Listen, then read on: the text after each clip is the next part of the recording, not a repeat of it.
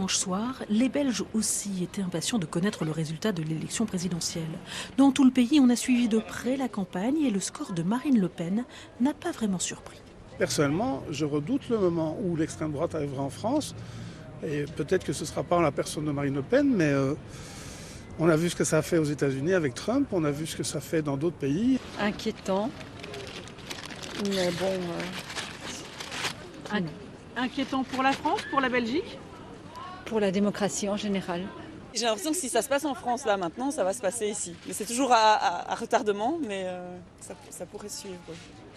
Georges-Louis Boucher s'est lui réjoui de la victoire d'Emmanuel Macron. Il dirige le mouvement réformateur, un parti proche de La République En Marche. Et il regarde de très près les résultats du Rassemblement national dans les communes frontalières. C'est très inquiétant, en sachant qu'en plus, en Belgique et en particulier dans cette région, en Wallonie, on a une sociologie assez semblable à celle dans lesquelles Marine Le Pen a bien fonctionné, dans les communes où elle a bien fonctionné. Si vous prenez Hénin-Beaumont par exemple, c'est une sociologie des catégories socio-professionnelles assez semblables à la ville de Mons ici, à Charleroi ou à Liège par exemple. Si en Flandre, l'extrême droite est fortement présente, en Belgique francophone, elle est quasi inexistante.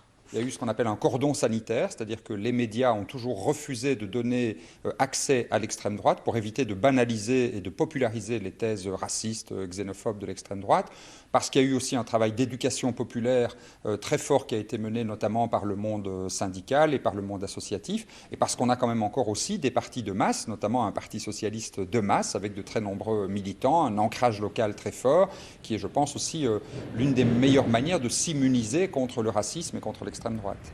L'autre surprise pour les Belges, c'est la faible participation au scrutin dans un pays où le vote est obligatoire depuis 1893.